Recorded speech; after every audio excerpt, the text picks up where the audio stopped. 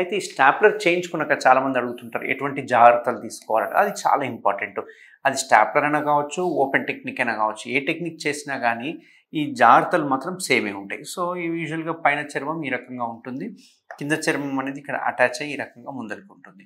So ఈ చర్మమే మనకు వెనక్కి రాదు. సో ఈడి వరకు మనం చర్మాన్ని తీసేస్తాం. దీన్ని స్టాప్లర్ అనే మెథడ్లో చేస్తాం.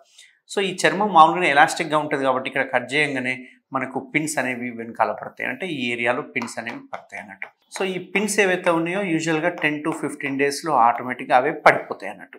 సో కొందరికి 8 డేస్లో పడవచ్చు, కొందరికి 10 డేస్లో పడవచ్చు, కొందరికి 12 డేస్లో డిపెండ్ అన్నట్టు. మనం ఎంత హైజీనిక్గా పెట్టుకున్నాము, ఎంత డ్రెస్సింగ్స్ చేసుకున్నామంటే ఎంత క్లియర్గా సోప్ వాటర్తో వాష్ చేసుకుంటున్నాము దీని మీద డిపెండ్ అయి ఉంటుంది అన్నట్టు. సో మంచిగా శుభ్రంగా పెట్టుకొని వాష్ చేసుకుంటే కనుక 8 to 10 డేస్లో పడిపోయిన వాళ్ళు కూడా చాలామంది ఉన్నారు అన్నట్టు. సో ఈ 10-15 డేస్ ఏవైతే పిన్స్ పడిపోతాయో అంటే దాని మీద సిలికాన్ రింగ్, చాలామందికి డౌట్ ఏంటంటే సిలికాన్ రింగ్ ముందు ఉంటుందా పిన్స్ ముందు ఉంటాయా అని డౌట్ వస్తుంటుంది. బట్ ఇక్కడ ఏంటంటే అడ్వాంటేజ్ కేఎస్ఆర్ స్టాప్లర్లో ఈ పిన్స్ డైరెక్ట్ చర్మానికి అటాచ్ కావు, అసలు చర్మానికి అతుక్కో దాని మీద ఒక సిలికాన్ రింగ్ ఉంటుంది, ఆ సిలికాన్ రింగ్ మీద పిన్స్ పడతాయి అన్నట్టు. దీనివల్ల అడ్వాంటేజ్ ఏంటంటే సిలికాన్ రింగ్ ఊడిపోయింది అనుకోండి, పిన్స్ అన్ని ఆటోమేటిక్గా ఊడిపోతాయి, అంటే మళ్ళీ డాక్టర్ని సంప్రదించాల్సిన అవసరం లేదు అండ్ పిన్స్ తీయాల్సిన అవసరం లేదన్నట్టు.